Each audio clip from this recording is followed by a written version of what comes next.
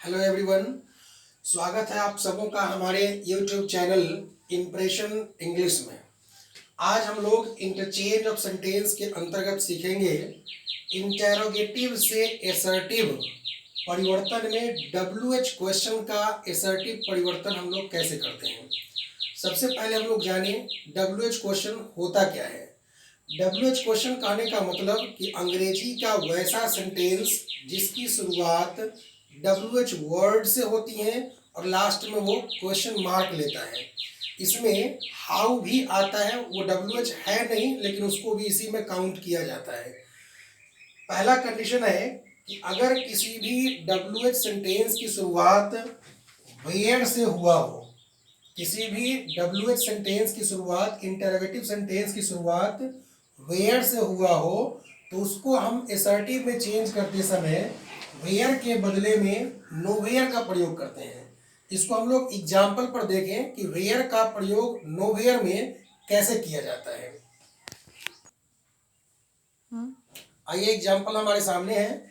Where has he gone, वाक्य की starting where WH word से और लास्ट में लगा है क्वेश्चन मार्क, इसी को हम लोग बोलते हैं WH sentence, WH question. Structure हमारे सामने है। सबसे पहले एसर्टिव में चेंज करते समय वाक्य से सब्जेक्ट को हम बाहर कर लेंगे, तो हमारे वाक्य का जो सब्जेक्ट है वो है ही। अब इसके बाद हेल्पिंग वर्ब का प्रयोग, तो इस वाक्य में वेयर ने ही के अनुसार हैज का प्रयोग लिया है तो ही के साथ हैज जैसे वैसे ही छोड़ देंगे। इसके बाद मेन वर्ब का प्रयोग, मेन वर्ब हमारे पास गॉन है, ज्यों का त्यों हमने लिख दिया। अब उसके बाद कहता है कि नोवेयर का प्रयोग, यानी इसी वेयर के बदले में नोवेयर का प्रयोग मेन वर्ब के तुरंत बाद, नोवेयर। अब इसके बाद कोई शब्द बचा होता तो उसको लिख देते, नहीं है फुल स्टॉप का प्रयोग करेंगे। कोई दिक्कत? आइए, अगर किसी इंटेरोगेटिव सेंटेंस ने वेयर के साथ नॉट ले रखा है तो उसका एसर्टिव परिवर्तन में वेयर और नॉट दोनों को हटाएंगे और उसके बदले में एवरीवेयर का प्रयोग करेंगे। जरा एक चीज यहां समझना यह है, अगर वेयर ने नॉट नहीं लिया है तो जो मैंने पहले बताया उस रूल पर उसका एसर्टिव परिवर्तन होगा, लेकिन अगर वेयर ने नॉट ले लिया है तो वेयर नॉट दोनों को हटाकर एवरीवेयर का प्रयोग करेंगे, जगह वही मेन वर्ब के तुरंत बाद। एक एग्जांपल हम लोग देखें। Where has he not gone to read English. Structure वही है जो हमने पहले फॉलो किया, सिर्फ अंतर यह है कि उसमें वेयर हटा के नोवेयर किए थे, इसमें वेयर और नॉट दोनों हटेगा, उसके बदले में एवरीवेयर आएगा। सबसे पहले हम सब्जेक्ट ले लें, जैसा कि बैक स्ट्रक्चर में मैंने आपको बताया है, सब्जेक्ट हमारा ही है, हमने बाहर कर लिया। दूसरा, हेल्पिंग वर्ब का प्रयोग बिना टेंस का परिवर्तन किए हुए, तो यहाँ ही ने अपने साथ हैज का प्रयोग लिया है, हमने भी हैज लगा दिया। अब इसके बाद नॉट की बात आती है, तो चूंकि मैंने पहले ही कहा कि वेयर और नॉट दोनों हटेगा, इसके बदले में एवरीवेयर आएगा, लेकिन वो मेन वर्ब के बाद। तो मेन वर्ब हमारा क्या है?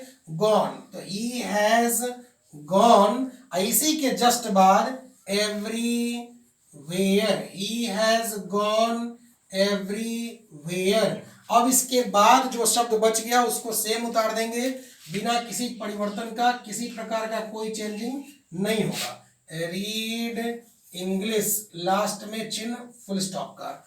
ही has gone everywhere to read English. अगर इसमें नॉट नहीं होता तो इसी वेयर को हटाकर एवरीवेयर के जगह पर नो वेयर लगाते हैं।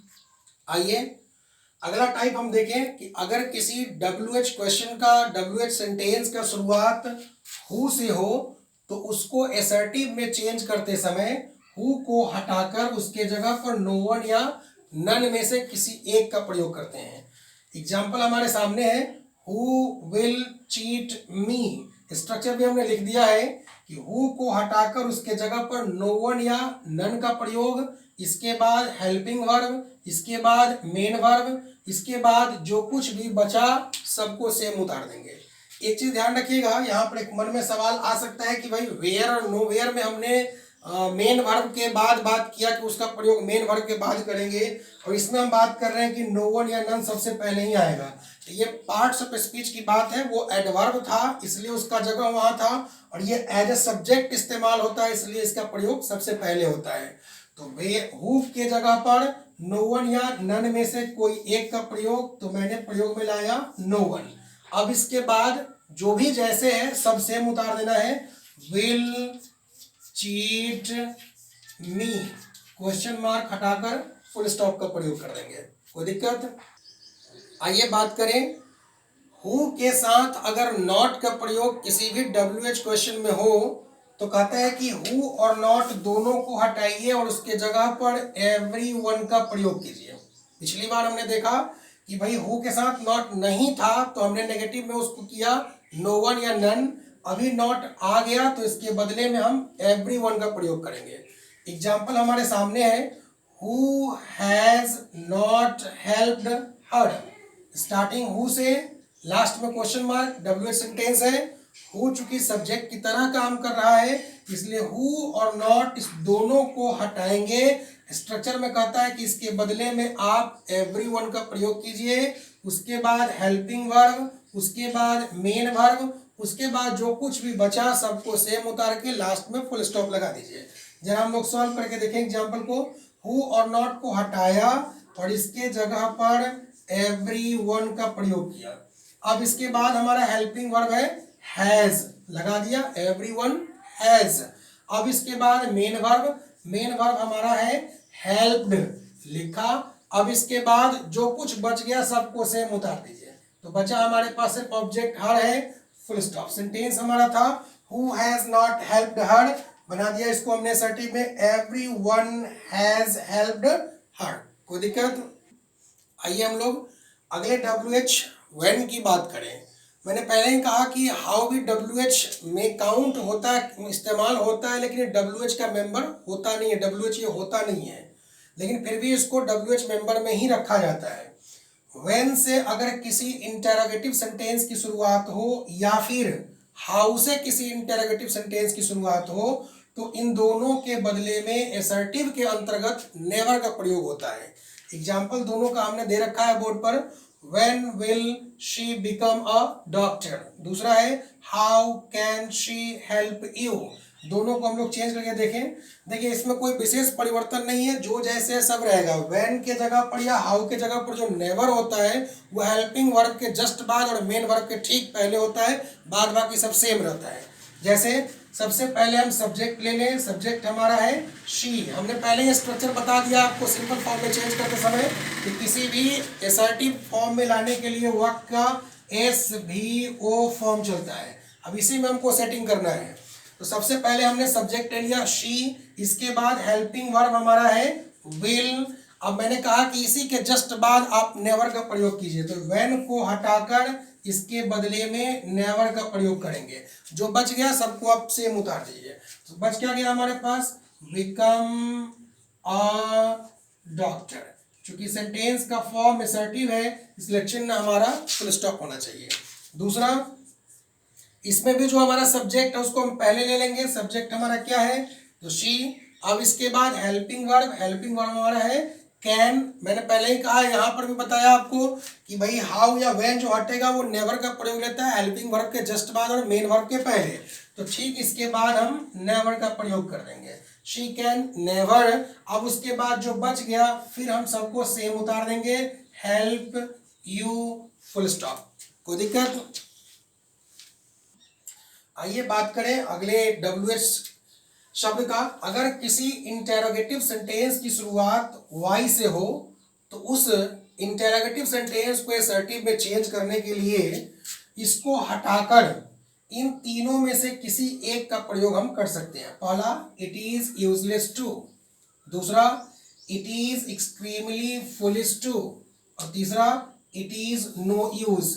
इसमें कोई बाउंडेशन नहीं है कि आप इसी का प्रयोग कीजिए चाहे इसी का प्रयोग कीजिए, मर्जी जो चाहे कर सकते हैं। लेकिन एक ग्रामेटिकली मिस्टेक होता है यहाँ पर, वो ध्यान देने की बात है, जरा ध्यान दीजिएगा। It is useless to, to infinitive. It is extremely foolish to, infinitive to. अगर इनके बाद वाक्य का जो पार्ट जुड़ेगा तो निश्चित रूप से इसके बाद वो मेन वर्ब आता है। तो इनके बाद वाली क्रिया हमेशा पहले रूप में होनी चाहिए। और इट इज नो यूज, इसमें कोई इन्फिनेटिव नहीं है, इसलिए इसके बाद की क्रिया हमेशा चौथे रूप में होनी चाहिए, वर्बल नाउन फॉर्म होना चाहिए उसका। अगर इन चीजों का आप ध्यान रखेंगे तो कहीं कोई गलती नहीं होगा, सेंटेंस का फॉर्मेशन बड़ी आसानी से बिना मिस्टेक का असर्टिव फॉर्म में चेंज हो जाएगा। आइए तीनों पर हम एक एग्जाम्पल देखते हैं।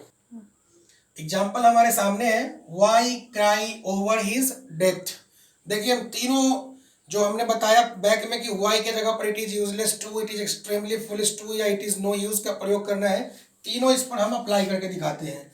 It is useless to, why के बदले में हम चाहें तो इसी के बदले में कर सकते हैं, it is extremely foolish to. हम चाहें तो इसी के जगह पर कर सकते हैं, इट इज नो यूज। तीनों में से किसी एक का प्रयोग कर सकते हैं। इन दोनों ने टू से अपना एंडिंग किया है, इसलिए इसके बाद की क्रिया क्राई ज्यों का त्यों रहेगा, इसमें भी क्राई ज्यों का त्यों रहेगा। अब उसके बाद जो कुछ भी बच गया सबको आप सेम उतार दीजिए, ओवर हिज डेथ। यही बात नीचे में भी होगा, सब सेम चलेगा, ठीक है। लेकिन जो तीसरा वाला है उसमें कुछ परिवर्तन आएगा। इट इज नो यूज, इसके बाद मैंने कहा कि जो क्रिया है उसको चौथे रूप में लाइए वर्बल नाउन फॉर्म में। क्राइंग, जो भी क्रिया होंगी उसमें आईएनजी आपको जोड़ देना है। It is no use crying. अब उसके बाद जो कुछ भी बच गया सबको आप सेम उतार दीजिए, किसी प्रकार का कोई परिवर्तन नहीं होगा। कोई दिक्कत? आइए, अगर किसी इंटेरोगेटिव सेंटेंस की शुरुआत व्हाट से हो तो कहता है कि असर्टिव में व्हाट के बदले में नथिंग का प्रयोग कीजिए। लेकिन ध्यान रहे चूंकि व्हाट सब्जेक्ट नहीं है इसलिए नथिंग का प्रयोग फर्स्ट में नहीं होगा। मैंने स्ट्रक्चर आपके सामने इसलिए लिख दिया है। पहले एग्जांपल देख लें। एग्जांपल हमारे सामने है, what can you do for me. Structure है, सबसे पहले सब्जेक्ट बाहर करना है, सब्जेक्ट हमारा है यू। अब इसके बाद हेल्पिंग वर्ब के रूप में कैन का प्रयोग है। अब इसके बाद मेन वर्ब हमारा डू है, यू कैन डू।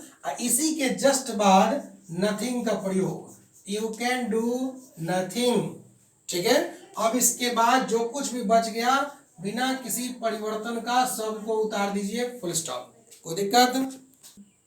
आइए, अगर इंटेरोगेटिव में किसी सेंटेंस की शुरुआत ऑफ व्हाट यूज वाले क्वेश्चन के शब्द से रहे तो उसका नेगेटिव असर्टिव परिवर्तन करते समय इसको हटाकर नो यूज का प्रयोग करते हैं। मैंने पहले ही आपको बता दिया है कि ये सब्जेक्ट नहीं है, इसलिए इसकी शुरुआत में प्रयोग नहीं होती है। सबसे पहले आप सब्जेक्ट बाहर कीजिए, जैसा कि मैंने पहले भी आपको दिखाया है। तो इस वाक्य का सब्जेक्ट है दिस रिंग। अब इसके बाद हेल्पिंग वर्ब का प्रयोग, तो हमारे वाक्य का हेल्पिंग वर्ब है इज, दिस रिंग इज। इसी के जस्ट बाद ऑफ व्हाट यूज हटेगा और इसके जस्ट बाद नो यूज का प्रयोग होगा, this ring is no use. अब इसके बाद जो कुछ भी बच गया सबको सेम उतार दीजिए, सेंटेंस हमारा बन गया this ring is no use to me. कोई दिक्कत? आइए एक टाइप हम लोग और देख लें। व्हाट इफ से अगर किसी इंटेरोगेटिव सेंटेंस की शुरुआत होंगी तो उसका हम लोग असर्टिव परिवर्तन कैसे करते हैं। तो व्हाट इफ के बदले में it does not much matter even though, इतने शब्द के बदले में वो पूरा का पूरा, उसके बाद जो कुछ भी बच गया सबको सेम उतार दीजिए। जैसे व्हाट इफ हटाए और इसके जगह पर it does not much matter even though का प्रयोग करेंगे, इवन दाउ। तो अब इतना का काम खत्म, बच क्या गया हमारे पास, द फील्ड बी लॉस्ट। बस व्हाट इफ हटाइए, इसका प्रयोग कीजिए, जो बच गया सबको सेम उतार दीजिए। आज के लिए इतना ही इस वीडियो में। नेक्स्ट वीडियो में हम अगले टाइप या अगले प्रकार की सेंटेंस का इंटरचेंजिंग सीखेंगे। अगर हमारे वीडियो को अभी तक आपने लाइक और सब्सक्राइब नहीं किया है तो कृपया उसको सब्सक्राइब कर लें ताकि हमारा नेक्स्ट वीडियो आपको तुरंत मिलता रहे। बहुत बहुत धन्यवाद। Thank you.